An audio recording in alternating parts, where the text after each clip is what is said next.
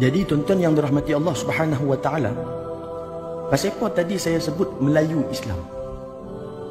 Kita nak cerita sikit, nak sentuh berkenaan dengan Melayu Islam ataupun Islam Melayu ni. Pertama sekali kita kena tahu asal usul kenaan dengan bangsa Melayu. Saya nak cerita dengan tuan-tuan yang dirahmati Allah Subhanahu wa taala. Bangsa Melayu ni satu bangsa yang cukup terkenal. Dulu ni disebut satu tamadun yang sangat agung. Bangsa yang mana dah ada sangat-sangat lama, berkurun lama. Satu bangsa yang juga dikenali dengan penuh adat dan kesopanan. Bukan itu saja, bahkan satu bangsa yang sangat tinggi budi pekerti, yang sangat kuat mempertahankan agama, bangsa dan negara. Bahkan inilah satu-satunya bangsa yang mana mempunyai hanya satu agama, iaitu kalau kita sebut Melayu, mesti Islam. Sebab tu bila kita sebut tentang Melayu, benda pertama yang terdetik di fikiran kita adalah agama Islam. Ini kerana Melayu dan Islam ni tak boleh kita nak pisahkan. Berbilang bangsa yang ada di dunia ini, setiap bangsa tersebut mempunyai pelbagai agama. Tapi tak, bangsa Melayu tidak. Kerana hanya ada satu agama sahaja, iaitu agama Islam. Bangsa Melayu ini, kalau kita tengok daripada sejarahnya, bermula daripada alam kepulauan. Malah bangsa Melayu merupakan satu-satunya bangsa di dunia ini yang mana habitat asal Melayu itu bukan di atas satu dataran yang besar, tetapi di atas gugusan-gugusan kepulauan. Nama Nusantara, iaitu panggilan lain bagi kepulauan alam Melayu itu sendiri, membawa maksud satu benua yang terdiri dari pulau-pulau. Ketua ulama Syekh Ahmad Al-Fatani berkata, Melayu ni adalah kelompok atau segolongan besar manusia. Negeri-negeri mereka adalah sesubur-subur negeri dunia. Satu orang tokoh yang disebutkan namanya Dr. Burhanuddin Al-Hilmi berkata bangsa Melayu adalah satu bangsa yang bersendiri di antara beberapa bangsa dalam dunia ini yang ada kawasan negeri. Tingkah laku, perangai dan kebudayaan yang bersendiri serta cara hidup dan sejarahnya yang tersendiri membezakan dengan lain-lain bangsa dari semenjak beribu-ribu tahun hingga ke hari ini, tuan-tuan yang dirahmati Allah Ta'ala. Jadi tujuan saya nak cerita kepada tuan-tuan semua yang dirahmati Allah Ta'ala, macam mana Islam mula-mula mai ke tempat kita. Dakwah Islam ni mula tersebar di alam Melayu sejak abad ke-7 Masihi lagi, iaitu abad pertama Hijrah, berterusan hingga abad ke-8 secara istiqamah oleh pedagang-pedagang ataupun pendakwah Arab ni. Walaupun belum ada kerajaan Islam yang terbentuk di alam Melayu pada abad ke-7 dan abad ke-8 Masihi, namun masyarakat Melayu ketika itu, terutamanya para pedagang, telah memeluk agama Islam. Kita boleh lihat agama Islam mula bertapak ke alam Melayu ini melalui dua tempat, iaitu kerajaan Kedah Tua dan Perak yang di dalam daerah Aceh Utara pada hari ini.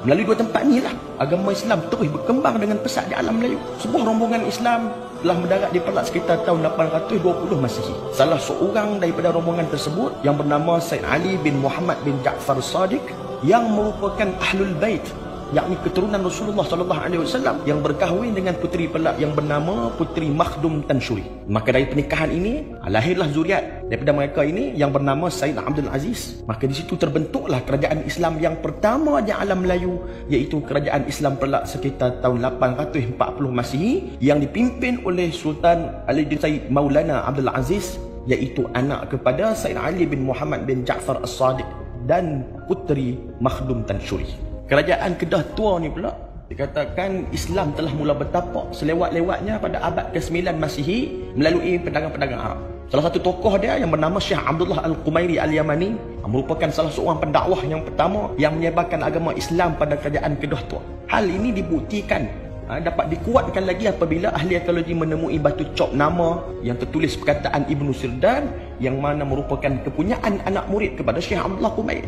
Hubungan kerajaan Kedah Tua dan dunia Arab ni dapat dibuktikan, tuan-tuan, dengan mana-mana dijumpai mata wang shilling zaman Khalifah Al-Mutawallil yang bertarikh tahun 848 Masihi yang ditemui di Lebah Bujang. Bukan itu sahaja, bahkan kerajaan Islam Kedah Tua juga pernah membantu Sultan Salahuddin Al-Ayubi bagi menawan kota Baitul Maqdis dalam misi perang salib. Kerajaan Islam Kedah Tua juga yang juga dikatakan turut menghantar bahan-bahan rempah kepada Sultan Salahuddin, kerana waktu itu bahan rempah sangat-sangat penting untuk mengawet bekalan makanan ketika mana peperangan. Kalau kita lihat pula, kerajaan Islam yang ada di Melaka pernah menghantar surat amaran kepada kerajaan Perancis, surat ancaman, tuan-tuan, kerana waktu itu dikatakan kerajaan Perancis hendak menyerang kota Makkah. Sultan Melaka ketika itu menjalankan tanggungjawabnya dengan mengarahkan askarnya, sekiranya Perancis tak mau tarik balik ataupun membatalkan hasrat mereka untuk menyerang kota Mekah, maka Sultan Melaka akan perintahkan askarnya untuk membunuh semua pedagang daripada Perancis. Dengan berkat usaha ini, hal ini menyebabkan kerajaan Perancis batalkan hasrat mereka untuk menyerang kota Makkah. Pada zaman kegemilangan Islam Melayu Melaka, berlaku satu peperangan antara Melaka dan Portugis, yang mana merupakan perang yang pertama dalam kerajaan Islam alam Melayu. Ketika mana Melaka diserang Portugis, masa tu para ulama Kesultanan Melayu Melaka ni membakar semangat para mujahid di Melaka untuk bangkit melawan dan menentang Portugis. Salah seorang ulama yang bersama-sama dengan rakyat Melaka ketika itu dalam menyerang Portugis ni ialah Maulana Sadar Jahan, yang merupakan penasihat utama Sultan Ahmad, putera kepada Sultan Mahmud Shah. Di samping itu, kerajaan Islam Demak juga turut membantu Melaka dalam memerangi Portugis. Angkatan tentera kerajaan Islam Demak juga turut dianggotai oleh para alim ulama, antaranya Sunan Kalijaga dan Sunan Kudus. Bahkan Sunan Kudus sendiri turut menjadi panglima angkatan laut dalam misi menyerang Portugis di Melaka. Selain itu juga, kerajaan Islam Aceh juga hantar angkatan tentera, hantar bantuan yang mana dipimpin oleh Syekh Samsuddin Al-Sumatrai bagi membantu Melaka menyerang Portugis, yang mana mengakibatkan Syekh Samsuddin telah syahid dalam peperangan ini dan dimakamkan di Kampung Ketek di Melaka. Kita boleh lihat juga antara peperangan lain yang berlaku di antara Kedah dan Patani menentang Siam. Perang ini juga dipelopori oleh banyak alim ulama kita. Antara ulama masyhur yang memimpin jihad menentang Siam ketika itu adalah satu yang bernama Syekh Abdul Samad Al-Falimban, Syekh Daud Al-Fatani, Syekh Wan Mustafa Al-Fatani, atau lebih masyhur dengan panggilan Panglima Tok Bendang Dayak, Syekh Wan Abdul Qadir, Syekh Muhammad Mas'ud Al-Banjari dan ramai lagi tuan-tuan.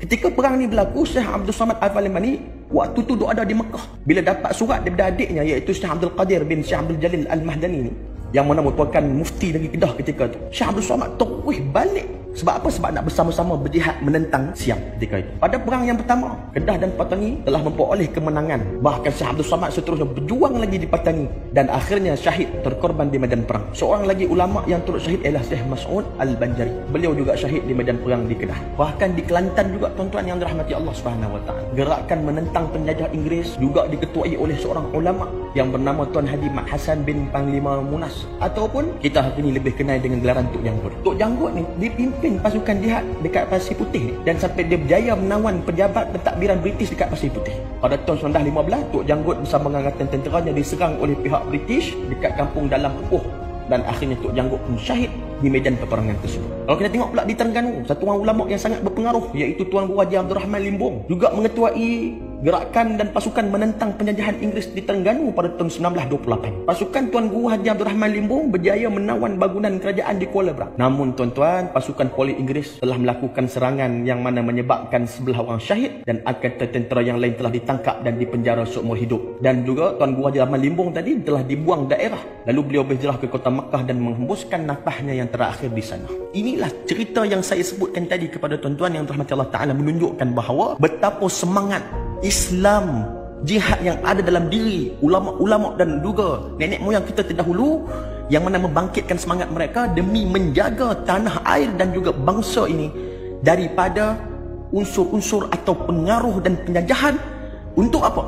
Untuk memberikan keselesaan kepada kita hari ini. Ini semua adalah perjuangan kerana Allah Subhanahu Wa Taala demi menjaga agama bangsa dan negara. Inilah perjuangan orang dulu-dulu, yang mana barisan para alim ulama dan juga orang awam semuanya turut bersama-sama berganding bahu bekerjasama dalam nak mempertahankan tanah air dan juga mempertahankan bangsa kita, yang mana tidak mahu kita terus ditindas dan dipijak serta dihina. Sebab tu saya sebut tadi, yang mana saya sebut Melayu ini adalah satu bangsa yang tidak lari daripada Islam. Melayu ini bukan saja tinggi dengan adat, bahkan adat-adat Melayu itu sendiri melambangkan kemegahan Islam. Melalui adat Melayu lah Islam dapat dikembangkan lagi. Contohnya kita ada adat merisik, adat berkhatan, adat tetamu, adat hari Ashura, adat jenazah dan pelbagai lagi adat-adat lain yang tidak bertentangan dengan syarak, yang mana ianya menunjukkan kesopanan dan juga menunjukkan tata tusila orang-orang Melayu itu sendiri yang berakhlak dengan akhlak Islam. Kita tengok sendiri hari ini tuan-tuan, baju Melayu yang kita duk pakai ni, baju Melayu itu sendiri pun melambangkan agama Islam. Butang baju Melayu itu melambangkan 5 rukun Islam. Hak ni yang ramai orang tak tahu. 3 saku ataupun poket baju adalah akidah, syariat dan tasawuf. Dan samping pula melambangkan kesungguhan menjaga nafsu, syahwat, aurat dan maruah. Oleh itu tuan-tuan yang dirahmati Allah Subhanahu Wa Taala, kita sebagai orang Melayu, Islam menjaga bangsa Melayu ini. Ini adalah amanah daripada Allah Ta'ala untuk kita. Ini adalah satu anugerah yang Allah berikan kepada bangsa kita. Memang betul, agama Islam sampai ke tanah Melayu selepas agama Hindu dan Buddha. Akan tetapi ingat, agama Islam yang paling kuat diperjuangkan hingga tanah Melayu ini bebas daripada jajahan luar dan juga bebas daripada perkara-perkara yang khurafat, bebas daripada perkara-perkara syirik dan bebas daripada kekufuran kepada Allah Subhanahu wa taala.